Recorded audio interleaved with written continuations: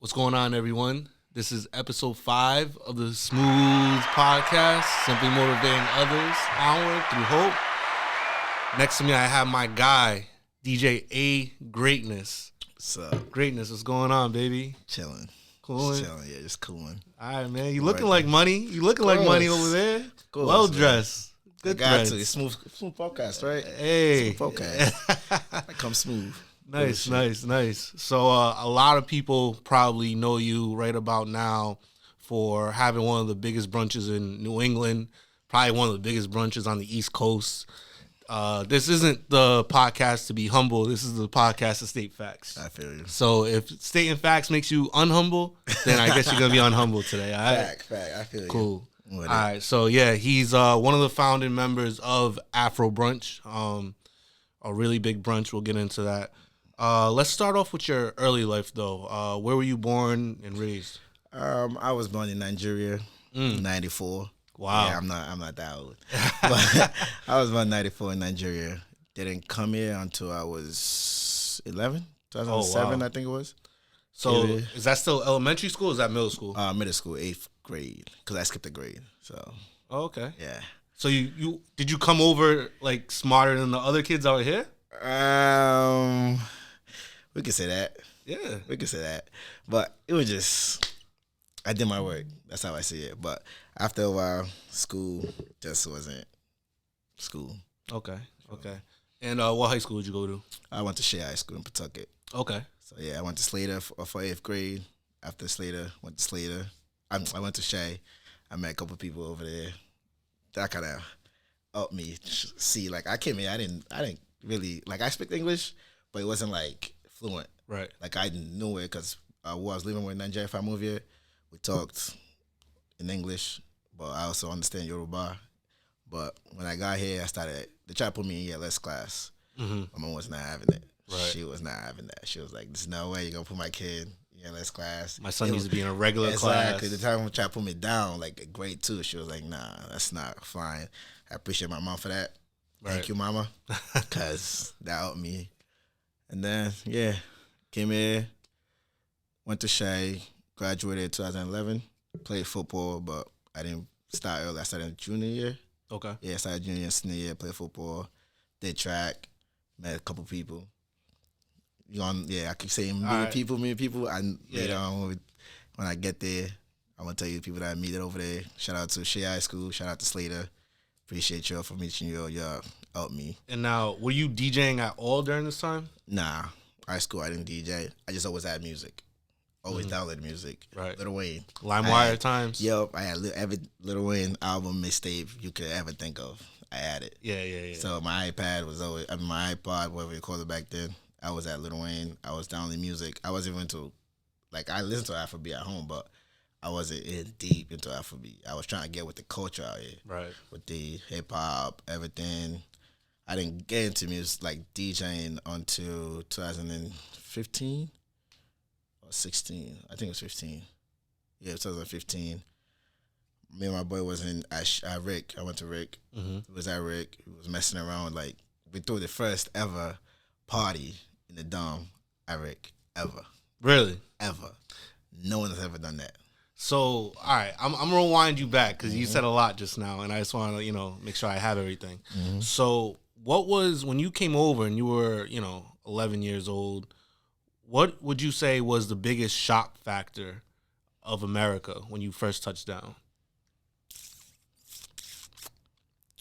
First, when I landed, they made us dress like in jean jacket, jeans in the summer.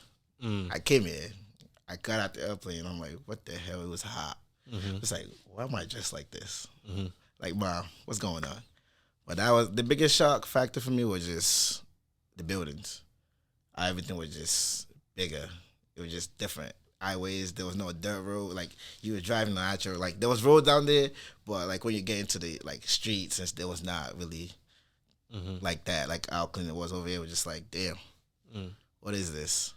But I seen a lot of on movies and shows, TV shows. We watched, like, shows from out here down there. I seen a lot, but it was just like, damn, I'm finally here.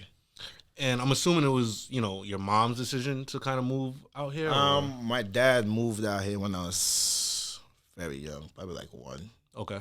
So I wasn't. Yeah, my dad moved first. I think I was 1. I was very young. I don't remember our age, but I was very young. Then my mom and my little sister, I don't know if Blessing, they moved out here when I was like 3 or 4. And then years later, how many years? 9, 8 years later, then it was like my brother came over. So they already settled their life. They was already settled. I already had, like, before I even came here, I was already a citizen before I came here. They now, fought for me. Was that like a 10-year kind of game plan? I don't know what kind of plan they had, but they knew they was gonna bring us over someday when they could. Right. I was young, so I wasn't really like mad at my parents, like, oh, you guys left us. Like some other people, I wasn't really like that. I was just like, okay, you guys moved. All right, I'm here. They're sending stuff, clothes every time to Nigeria. I'm having all the new shit, so I didn't really care. It was like I was living, and then I never voted against them. So yeah, you weren't doing bad in Nigeria, so it didn't. Nah, really it didn't affect me. I was living as good as I can. Right, better than a lot of people. Right. So I didn't. It didn't really shock me. It didn't change me. I did what I had to do. Right. I had family. And now you're at Rick. And what do you mean by through the first dorm party? That sounds like wild to me. Have you ever? You didn't go to Rick, right? I didn't go to Rick. I visited a couple of times. My boy used to go there, but have you been to like the dorms? Like how they have like rooms. Yeah. They have like this common area. Right. We threw the first party in the common area in there. Like at your throw party. So was it new or it was just or was it not allowed before? Like I'm trying to get you can't do that.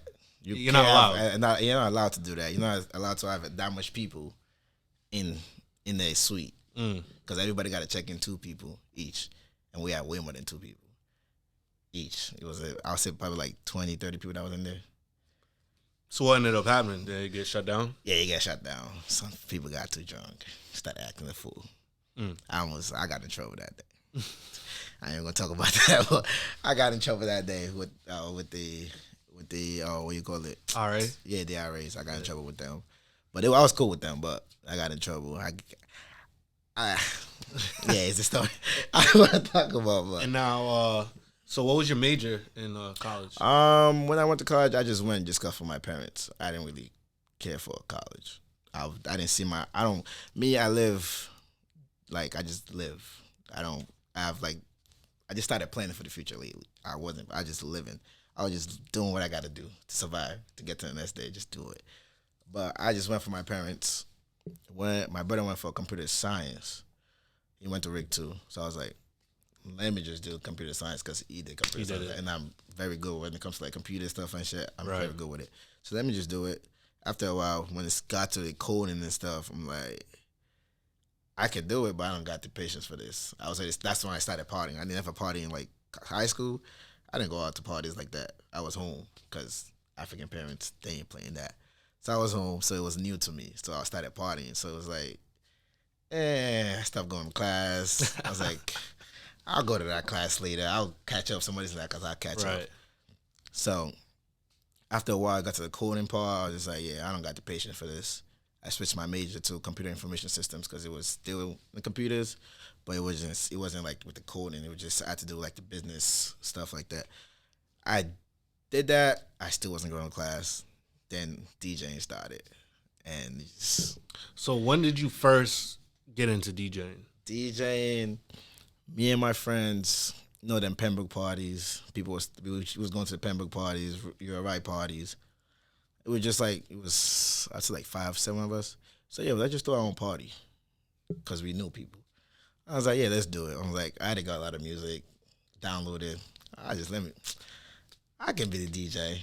And then one summer, it was this summer, 2000 I think it's 15. So, the summer 2015, I was in my room for the whole summer. I didn't go nowhere and just practice how to transition. And then school starts in September. We decided to put together our own party because that's what we wanted to do. We put it together. That was my first ever event I ever DJ. It was September 4th or 5th. I remember 2015. I'll never forget because it's my first ever event. And I did pretty nice. And to the listeners out there, this is a very important part because a lot of people might see you now popping up with the Afro Brunch, but you've been doing this for a while, quite some time. And so this isn't like an overnight success at all. I mean, at this, our first ever event group is called Two-Tone Entertainment, TTE. Shout out to Joel, AK, all you guys know you're my college friends. Like, they're still my friends till now. They're still like brothers. Wait, hold on a second. Joel, that be with Tony? Yeah. He was a promoter? We wasn't a promoter. It was just, even want to call promoter, but we threw parties. What would you call it? I'll call us throwing a party.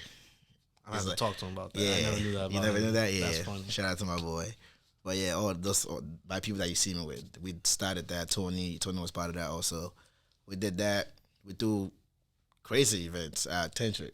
Okay, yep. So in college events at Tentric, we brought artists out. We brought Nebuchadnezzar. I forgot the name of the song. Flash up, shorty. Party. Gotcha. Yeah. We brought him out for we started something called URI versus Rick versus URI. We started that. We did it with a group named MTS back in the day. We did it the first one with them, I believe. I think we did, yeah, because they're from URI, we was from Rick. So we just let's still party. That's pretty dope. My sister was part of it. Shout out to my sister. She's really one of the reasons I'm doing what I'm doing right now. Okay. She put me on. Shout out bless him. Yeah, shout out bless him, right. But we threw that. I did it for a little bit. We did like part 1, part 2, part 3. It was selling out Tentric, 400 people every time, just selling out. I was just like, damn. And when it comes to a lot of people and money, stuff gets tricky. Yes, it does. Stuff gets very tricky. It got tricky. Stuff happened. Mm-hmm. Thank God we're still friends till now. Appreciate you. I just decided to do my own. Right. That's when I started Dirty Vibes. It was 2016, 17? Oh, I think 17. Started Dirty Vibes. Started throwing my own events. I still had Tony with me. I had like other people with me that was helping me out with it. Right. But it was something I was like, I don't even know where the name Dirty Vibes came from. It's just like the way I felt at the time, I think. I just, like I said, live life lavishly. So, Dirty Vibes. So, started that through a lot of events that people might know about. I do it Rick by Shirai, where I brought Nasty at Ultra before it closed down. Wow. I do an event. So, a lot of people don't know that. It's like, yo, where does this kid come from? Who is this kid? People that know me know me. Mm-hmm. So, back then, Dirty Vibes did a lot. And then, fast forward to this year, last year, the pandemic and COVID and stuff, we wasn't throwing no events and all that. Speak for yourself. My fault. I stopped throwing events. I stayed on. I started streaming. I started doing Twitch. I started playing 2K, streaming online, $8 from that. But before that, I was like, you know what? I'm not gonna throw no more parties in 2022 because promoters. Let's get to the promoters. You guys, I'm not saying you. I'm just saying they know what I'm talking about. Okay. You guys, when it comes to booking DJs, it's politics. There's a lot of politics. Very. So I was just like, people was booking me not for my DJing skills. I've been know how to DJ. I know how to, and no matter what, I can DJ any type of event. But they were booking me just for my crowd. Because I do my own event, I sell out events, and I got a crowd. Not because I can DJ. And I was like, I'm tired of that.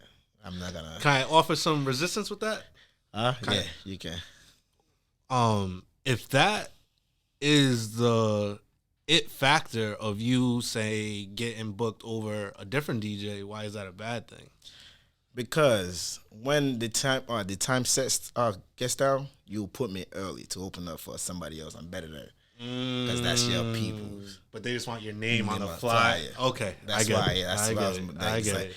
Yeah, I can't bring people, but I can also DJ. The people come back to my events because I DJ and they love how I DJ, not because I just know how to bring everybody together. No, it's because they want to hear me DJ.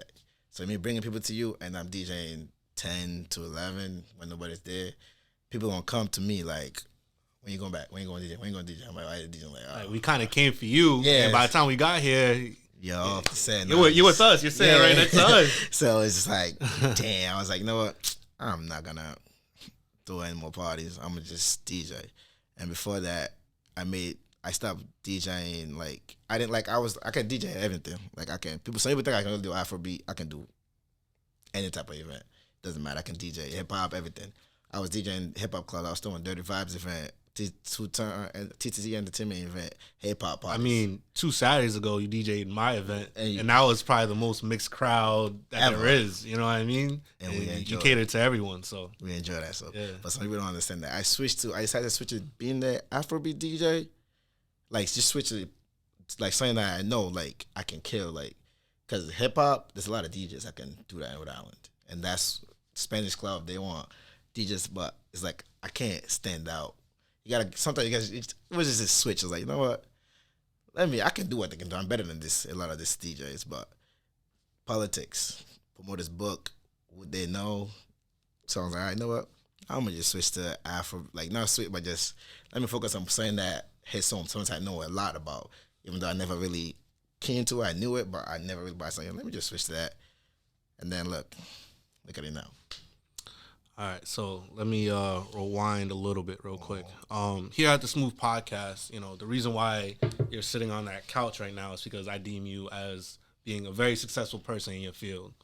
Can you kind of tell the people out there a trying time where you took like a huge L or you went 5 steps backwards, and at that point you kind of could have given up?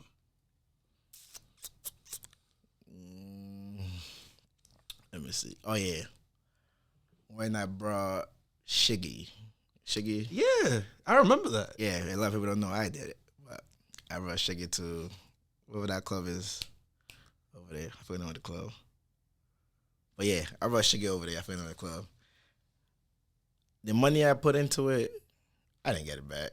Mm-hmm. I didn't make it back because it was me. I blame myself. I had the money. It was just like, no, let me just do it. I have the people, but I didn't plan it right. I was just doing it just to do it, like just to bring a comedian, whatever, just bring somebody to an event. I didn't make the money back, but it was just like, damn, do I even want to keep doing this shit? Was the loss significant? It wasn't significant, but at this time I was young. The money I paid for it wasn't so every loss kind of significant. Yeah, every loss at that point I was young. It was just like, damn. Right. Shit.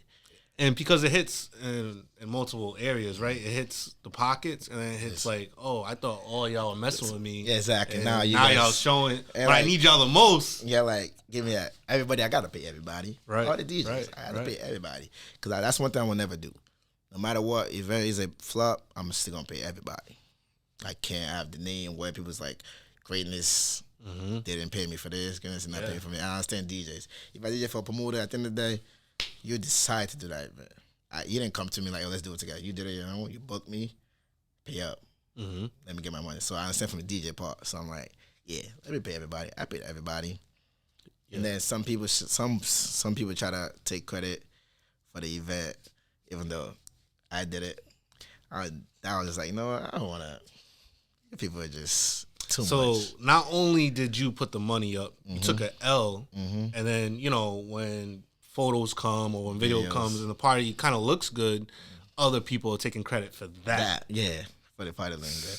I was like, you know what? Yeah. I don't got time for this. I'm good. And so what reignited your flame after that? Just people around me. They just kept asking, like, when's the next party? When's the next party? I was like, fuck it. Just throwing a party. And now, is there anyone in Rhode Island that you were seeing doing kind of like Afrobeat or just Afro parties in general? Yeah, there was somebody. There was as a group. They was doing the Afrobeat. They was killing it on, what do you call it? Federal. What's the name of that? Da Vinci. I think I remember. Yes, they was killing it at Da Vinci. They was doing it. Yeah, they did it. But yeah. Okay. That's all I'm gonna say about that. Okay. All right. So now we're gonna get into what we know as Afro Brunch, and now it started at Vibe Lounge, right? Yep. And what's very interesting about that is one, I had great success at Vibe Lounge. Wale, my first guest, Yeah, really blew up Yellow Cup at Vibe Lounge. That's crazy. So it's crazy that they're really like the platform that gave us all kind of. Yeah, I just wanted to know this. That's crazy. So shout out to Vic and Leslie again. Yeah, shout out to Vic. Yeah. Shout out to Vic. But yeah, that's crazy. I never even thought about that. Yeah. But so it starts at Vibe Lounge, and I remember, like, you know, you posting it, Tony posting it, and I was like, wow, like that's a really cool idea. And now I remember seeing, you know, the first month of it maybe, and, you know, maybe 20, 30 people. It wasn't nothing. It wasn't. Like, and I saw it, but I was still like, you know, at least it's something. At least, you know, you have something. At least you got something going on. Yeah. I tend to always tell a lot of people something's better than nothing. Mm-hmm. You know, you can build on something. Mm-hmm. You can't build on nothing. You cannot. So it's always good to get your feet wet, and even if it's not a sold out night the very first time, if you feel like you have something, keep it going. Yeah, that Afro Brunch, I'm happy. Very happy. It changed my life and a lot of people's life. I ain't gonna lie. Somebody came up somebody actually came up to me after I told you I wasn't gonna do no event. I wasn't gonna do no event until 2022. Said it to myself. And the way I see it is like God just told me, like, okay, you gonna give up? There you go. Really? Take that. That's how I feel. It was just like, oh, you say you don't give up? There you go. Take this. That's what someone come up to me like, oh, I got a brunch. They want me to do a brunch with it. I'm like, yeah, I'll get back to you. It was after I finished DJing. I was like, I'll get back to you tomorrow. So I went on my Instagram page, and on my story, on the story I put, we want to come to an Afro brunch just to see, just to test it out. Shout out to everybody that answered. Appreciate y'all, because look at that. Yeah, they answered. There's a lot of people that answered. I'm like, okay, I bet. Let's do it. Went online, search up today. Like, I wasn't gonna do Afrobeat brunch. It was just very like, it's just everybody's going. It's the name that everybody use. So I seen some shit like a hashtag said Afro Brunch. I'm just like, I started searching around to see if anybody is doing something actually called Afro Brunch, but nobody is. But it's usually the hashtag Afro Brunch because Afrobeat brunch, Afro Brunch. I was like, okay, let me go with that. I made the flyer. That's it. Like right there on Monday. Made the flyer. And now the person that came up to you initially, were they part of Afro Brunch or no? Yeah, they was part of Afro Brunch, but I don't want to get it. Yeah, they was part of Afro Brunch. They brought the idea up. They was part of Afro Brunch. They was. But and now they're not. Yeah, pretty much. Okay. But it wasn't clicking. It didn't work out. There's gonna be a partnership that don't work out. You just gotta. Was it not clicking during the early stages where stuff was not clicking? Before it even blew up. So this was early. It was just. So what did you guys kind of leave it on terms as? Oh, like I'm out of here, like, or. They pretty much just they got the stuff taken off the event. I see. They shot themselves in the foot. I saw it was something that it was just they did it to themselves.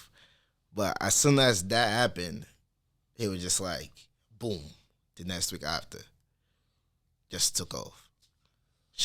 Before I even got there, I brought my boy Wonka from Mass. My man, shout out DJ Wonka. Yeah, DJ Wonka. I brought him from Mass because I was like, it wasn't like I brought him to come DJ. I hit him up right away. Like when we talked about that, I hit him up the same day. Like, yo, bro, what you doing Sunday? He's like, I'm not doing nothing. I was like, I bet. Come DJ this for me, type shit. Because I booked them years ago, 2-3 years ago. But the impression left on me when I booked them, it was a genuine guy, he's a cool guy. So I was like, yo, it's Nigerian, you can DJ Afrobeat, I'm gonna just bring you. And he was already killing it in Mass. He was getting booked everywhere in Mass. So colleges, he was killing it. So I was like, I got the Rhode Island, you got the Mass. Come Put it together. So he was just DJing. He came out as a DJ. But then he talked to me, I was like, yeah, I'd rather be a partner. I was like, you know what? I don't care. Come on, let's do it. After that, me and him started going at it, bringing, promoting wise, bringing people. We started brainstorming. And then March 6th, Ghanaian Independence Day, I think it was. I don't know what exactly. I know it was March. That event, crazy. That's what. Shout out to Ghanaians. The Ghanaians. I think that was probably the one that like people were like left outside, right? Yeah, that's crazy. Wow. I was just, and then something about it is the events. As a DJ throwing events, you know what DJs to bring and what DJs not to bring. So I was able even though it was not packed those week, I was still bringing DJs. That makes sense. Even though people were still bringing this, I was like, nah, and bring that. The day that the Ghanaian Independence Day, I already been booked. DJ Fred, shout out to DJ Fred, young boy, killing it. So I had to book them ahead. I just booked them just because show love, and it's good. And then it got close. I was like, oh shit, it's Ghanaian. Oh, there was Ghanaian Independence Day. It's here. So it wasn't like, we just put the flag together. We just planning the whole event, promoting it. ISP just started going off the chat. I'm just like, wait, what's going on? Everyone was booking. And back then, the booking process for Afro Brunch was not the best. He was still working on it. But it was just going crazy. I had to keep adding more ISPs, kept adding. And now, during this time, how many members of Afro Brunch are there, and what's like the hierarchy? So like, do you control legit like every like DJ booking and kind of like back then it was when like after the other partner was out the picture, it was me and Wonka. We talked about it. It's like he never threw an event before. He's just a DJ. So this is his first event that is actually. So I just tell him, like, put him onto stuff I know that could work. So to see if he wants to do it or not, because I would never do something. I call him my partner, so I gotta do shit with him at the end of the day. So I let him know, like, this is what I think will work. What do you think? If he says it's good, let's go on. Let's book it. It's yes. We talk every day. So that's how we made our decisions. It wasn't like, oh, I'm just gonna do everything. You just bring the people. No, it was like, I talk to you, good business practices. I talk to you, we talk about it, we make decisions. The DJ, he was like, Fred, I was like, yeah, Fred's like, fuck it, let's do it. And then that day, people showed up at 3 o'clock. People usually show up like 5 o'clock. There was people out there at 3 o'clock ready to get in. DJs went crazy. Fred was playing songs I didn't even know. I'm African. He's playing some Ghanaian songs. I didn't know that these people was happy. They was enjoying themselves. People was dancing. We don't really see a lot of dancing no more. But people was dancing. I'm just like, I was standing there, you know that VIP right there near the screens? Mm-hmm. That's my favorite spot in the whole club. I was just standing there, just looking like, damn, yeah. That's fine. Yep. And then after that, it just took off. Everybody wanted to be there. And just so like the listeners who don't know can know, that first month, on average, how many people you think went? Just the first month of Afro Brunch. Each Sunday? Mm-hmm. Like on average, how many people went? I'd say like 50. 50 people? Yeah, 50 in and out. Yep. Like 50 people. Now, what's the average? 350 every Sunday. Average. Depends on the day. It depends on the day. But average, I'll say just average 350. So that's 350 people every Sunday for a brunch/day party. Mm-hmm. That's pretty amazing, man. What's the craziest, where's the farthest state or city that someone came and you're like, oh man, they came all the way from there to come here? That I found out about, I know somebody from New York came out here, like New York, Connecticut, people. But I knew people that I flew from Houston, but those my people. Right, Texas, right. just to go, that's my people. And my boy came from Orlando. Wow. Yeah. People are, like, right now, people are talking about it, is the talk. Because the way we move it, shout out to DJ ASAP. You know ASAP. He came on when we made the transition to, he's been like, been my mentor for a while. But yeah, I finally came on the team officially before I moved to Mezzo. Mm-hmm. And then that's, that move to Mezzo was needed. Mm-hmm. Every Sunday at Vibe, it was sweatbox in there. It was bad. So shout out to him. He came on. We try to make sure it's a production. like you ASAP was is a production. It's not we're not promoters. We're all DJs. We put a production together because we make sure everybody come there. You gotta have fun some way somehow. You're gonna have fun. Either we have the 360 booth, I DJ, ASAP DJs, Wonka DJs, 3 good DJs. I can take a day off. They're still there. Right. They can take it off. I'm still there. But we make sure everybody, when you come there, you're gonna have good music, and we book DJs that make sense, that fits. Even you see, we bring West Nasty Diamond. They're not, but they can still do that. Of course, yeah, they can still do that. So it's like DJs like that. I'll book. I don't like when we booked a couple DJs. People was like, "What we doing here?" I was like, "Just trust me." And they came. The DJs came. And they killed it. I will not book a DJ that don't make no sense. That wouldn't make this.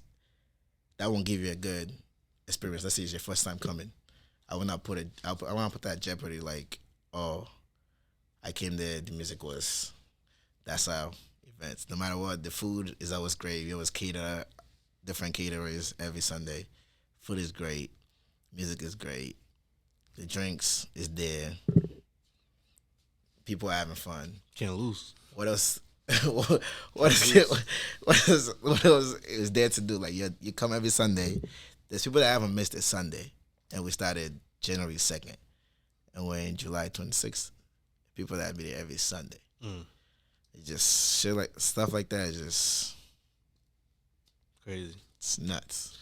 And you know, as an event curator myself, you know, sure the money's there, but what's even more exciting is just seeing that people are having a good time in a safe space, right? Yeah, that's the best part about it. The money, I have it 9 to 5. Feel me? This is like it's plus. It's a plus. I appreciate it, but it wasn't what drove me. Oh, let's do it.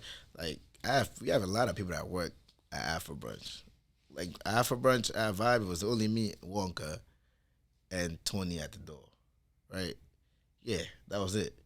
But when they would move to a bigger space, we had to eye a lot of people. Shout out to the old team. I appreciate y'all. Y'all do a wonderful job every Sunday. But we had to give our people something they make money with us. Because no matter what you're doing, you're getting something out of it. So it's not the money that's driving me like, oh, no, it's about like Afro beats.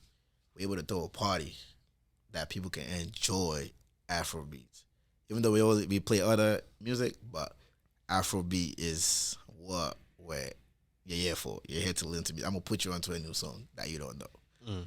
That's the vibe. So, yeah. So I hope it's cool if I ask some difficult questions. It's cool. Okay, I'll try to start off a little easy. What's the hardest critique that you received so far about Afro Brunch? Maybe not you personally, but you saw it on Twitter or you heard someone mention something that you were like, man, that's crazy that they feel that way.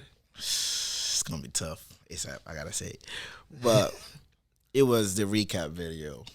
Somebody said something about the skin of the people that we put in the recap videos. That was the oddest thing that I heard that even like got my attention. Like, what? But I went back to every video from January 2nd. I went back to the old page. So somebody was saying that you were favoring, or the videographer was favoring a certain skin tone, rather than So I had to go back, like January 2nd, like the first video we ever dropped. Shout out to Shop by Saks. Been killing this. He's been with us since 5. I almost forgot my fault. Listen, Shop by Saks. I got a bone to pick with you. I don't know if can you tell him that there's no like brunch beef? I don't know. I be asking him to shoot some stuff for me, and he be leaving on me out red, man. I don't know. Nah, Saks just got very busy. Clearly, got very busy. You see it like events. If you have nothing to show for it, like you can say your event was nice, lit, but there's no video or pictures. How do I know? So he was able to do that, and people saw like now everyone's looking at Afro Brunch like, oh, then now you're looking at the video like, who was shooting these videos? So everybody's hitting up his phone. But I'm mad at him too. It's not only you. I'm mad at him too. And I was telling him like, yeah, bro, you gotta respond to people. At the end of the day, you have to. It's business. But he's busy. He has a 9 to 5. He's doing this. What's the craziest thing you've seen at Afro Brunch? This can be crazy in a bad way. This can be crazy in a good way. What's the craziest thing you've seen at Afro Brunch? I don't even know. You don't even have to name names. You could just name what this person did. This person, you know who you are. Every Sunday, having the best time of their life. That's all I'm gonna say. I can't. You know what I? Even though you know what I mean. Oh, that person having the best time of their life. Afro Brunch loves you. We love you. I can't. But he has a good time. He has a great time. Okay. Yeah. Gotcha. He knows exactly who it is. I'm talking to you. You know. All right. Yeah, Afro Brunch is. I don't know. It's just different. I don't know. It's just energy in there is just different. One thing about it, my favorite thing is when Finesse first came out. Finesse. That was when I first played it in Afro Brunch. The way everybody was singing the song, I was just like, that was that vibe. And then now it's Last. It's just it's a place where we're able to put songs to people that don't know Afrobeat. They're able to like hear it and sing it. Everyone's saying, I need the boy and shout, yo. Cause you heard it. Everyone's singing it. We have recap. But shout out to Burna Boy. You saved me this year. Now, you kind of cornered a market that might have been slightly untapped before. Right now, it seems to be like the it things are brunches and Afrobeat, right? And you kind of got both at the same time, organically. With that being said, there's a lot of phases that go on in nightlife, right? There'll be a day party phase. There'll be a pool party phase. There'll be once in a while big event phases. Free hookah used to get a lot of people out before, not so much anymore. Like, you know what I mean? Smoke hookah no more. What do you think is gonna separate Afro Brunch from being a it commodity for right now versus a brand that's gonna withstand the test of time? Yeah, the team right now, we've been talking about the next step with this. I can't give up a lot, but the next step is really going to change everything. Now it's going to be like, first it was like, they moved to Mezzo. Can they pack up Mezzo every Sunday? Now the next thing is going to be like, okay, I can't give it up because it's still working on details. Gotcha. But when that's job, I'll let you know. You'll know. The next step is the best step. Yeah, it's the best step. That's where he needs to get now. Because now, Rhode Island, Mass, we love y'all. Y'all have been very great. We're going to always have Afro Brunch. But next step, we need everybody. That's the next one. We need everybody to know what you enjoy every Sunday. We need everybody else to see it. I think I know where you're going with that. We'll talk off, but I like where that's going too. Everyone, it's a lot of planning. A lot. This is not. All right, it's been talked about for the past. Yeah, I know exactly what you're talking about. Yeah, I know exactly, and that's dope. Yeah, that's dope. Everyone gotta enjoy it because I hear that. We've done it. I enjoy it every Sunday. I'm waking up every Sunday, 10 o'clock earlier, just to like people think it's just like, oh, you wake up. The club is already set up. Everything's already. No, I'm already awake early, setting up, making sure the VIPs, everything is in its place. ASAP is doing what he needs to do. Wonka is doing what he needs to do, and then we meet together, and everybody that's working knows what they need to do. It's a whole production, like I said. Right. We got a lot that we got to do. It's not just you guys show up, you see it set up. It wasn't like, oh, wake up. It was set up for you guys to enjoy Afro Brunch the right way. And is there anything that you can say about, behind the scenes stuff. You know, a lot of times they'll see us and we're out and we're partying it up, but there's a lot of behind the scenes stuff that goes on, stressful things 9 times out of 10. Do you want to just like touch a little bit on that? One, club owners, please work with us. Yeah, that's number one. Work with us. Other things is sometimes, especially with Afro Brunch, where we have multiple employees. I want to call employees team members. Mm-hmm. A lot of team members. There's sometimes people have stuff that they have to do, emergencies that they have to last minute thing. I can't make it today, and as my partners, we have to go find somebody. It happened this Sunday. Or just the rest have to pick up that load. Yeah, exactly. You know? This Sunday happened. There was about like 3-4 people that couldn't make it. Wow. So last minute we started calling. Well, thank God. Appreciate y'all. Got some people. Able to pull up. Make sure everybody, because number one thing, service. Everybody got to have the best service they can. Because if I go, let's say I go to Broad Street. I'm not even going to say Broad Street. I went to a club recently. I went to a club recently. I don't know, you know me. I don't really, if not like I'm not DJing or I'm not outside. So I went to a club recently after an event. Went there. We bought like bottles, but just the service was just not here. I'm just looking like, because I was so used to Afro Brunch because what we created, like what I see. So when they came out with it, I'm just like, what is this? What am I paying for? You know what's like so funny about that? So a lot of people even talk to me and they're like, Ray, like, you know, we only really see you at your own events. Like, they think it's almost like a stuck up thing, but I try to tell them like it's my event because I like it. You know, there has been times, I'm not gonna lie, there has definitely been times where I've done events and where it started wasn't where it was presently, but because I'm already in it, I kind of have to thug it out. And I'm like, man, I really don't like the crowd or the whatever the case may be.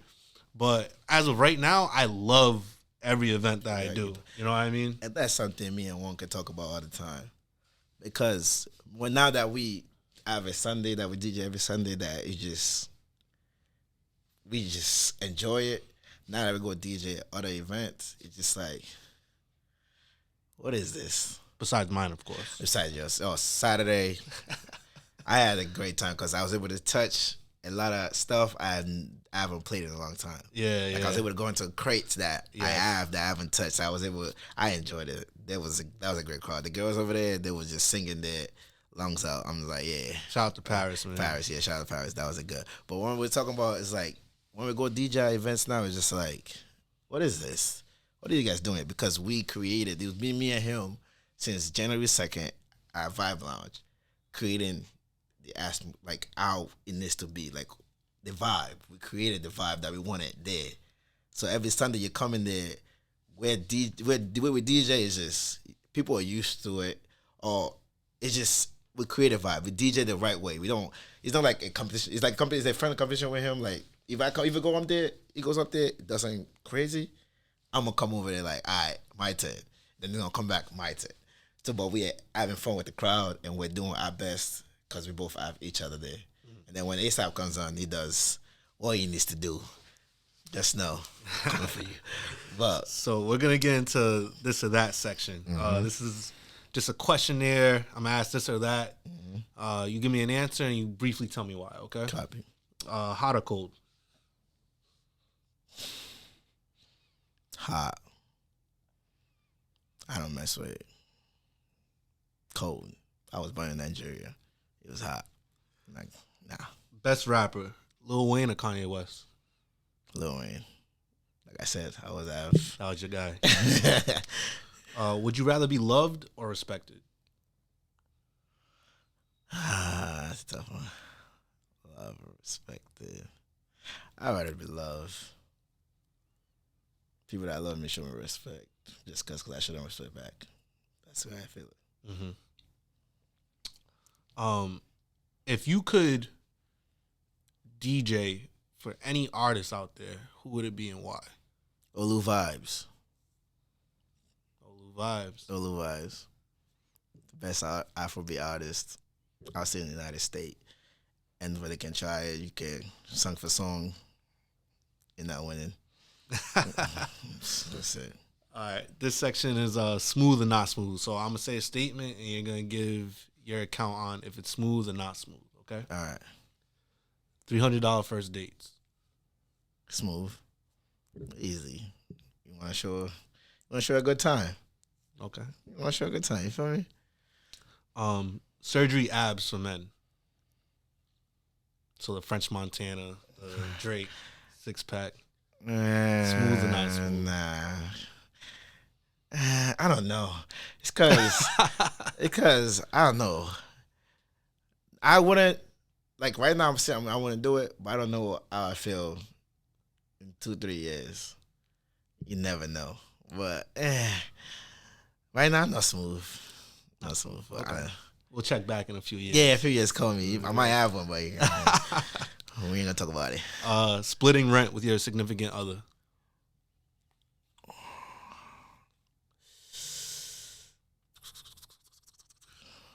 What was that again? Repeat that. Splitting rent I need time with your significant other. That's a very touchy. That's a touchy subject. I don't see. It depends your situation. If you have the money to do it, do it. If you don't, you gotta do it. This line of questioning is called smooth or not smooth. Ah, Jesus.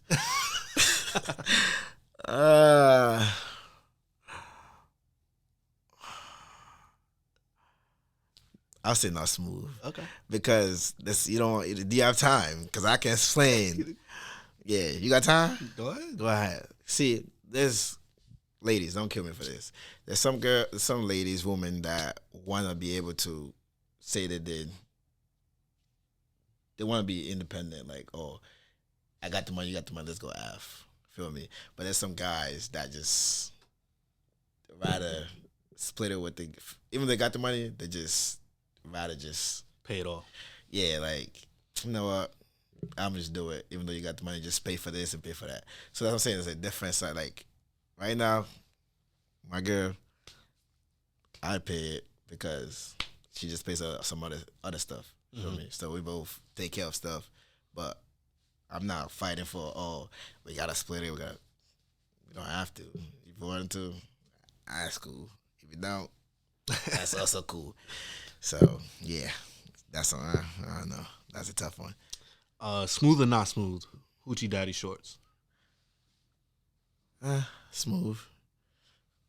Shorts. Part of fashion now, I guess. Smooth. Because, would you wear one? I got a few. Exactly. So I got a few.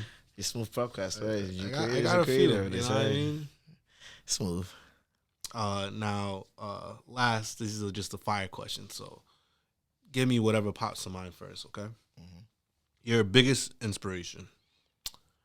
My family and friends, team, Rhode Island. It's a lot. Okay. Yeah.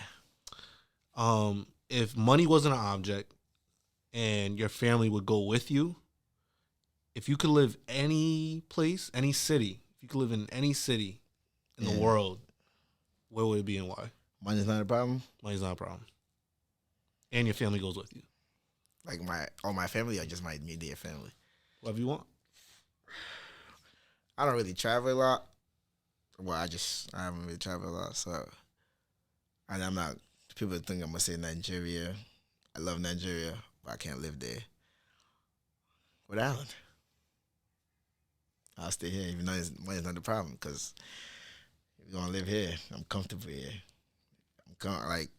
When I say I'm comfortable here, like, I got my family here. They can go with me, but money's not the option. Let me rephrase that. Not Rhode Island. If money's not Rhode Island, because I don't mess with, like, Florida, snakes, all that. Snake is my number one fear.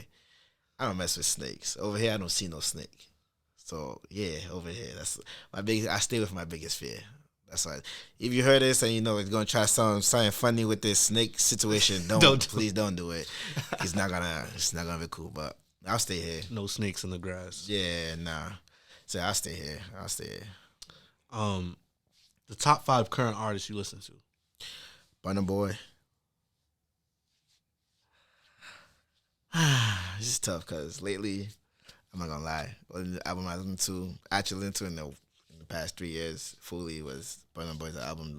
So Burna Boy, Wizkid, Davido, Oxlade, and Olu Vibes. If you could have lunch with anyone, who would it be and why? Dead or alive? Dead or alive. DJ Khaled. Because my guy makes money without even singing or music. Right. Doesn't even sing, don't rap. Makes money off that. Like, put me on. Talk to me. How did you do it? Do you see yourself in the future / near future taking more of an executive role? I was just thinking about that recently, matter of fact. I feel like I will, but I'm still always want to DJ, no matter what. I tried to do it 2 weeks ago. Well, I wasn't gonna DJ Afro Brunch. I didn't like. I wanted to, but something happened, so I had to. But it wasn't the best. I just wasn't like. I'm just so used to DJing. I love DJing.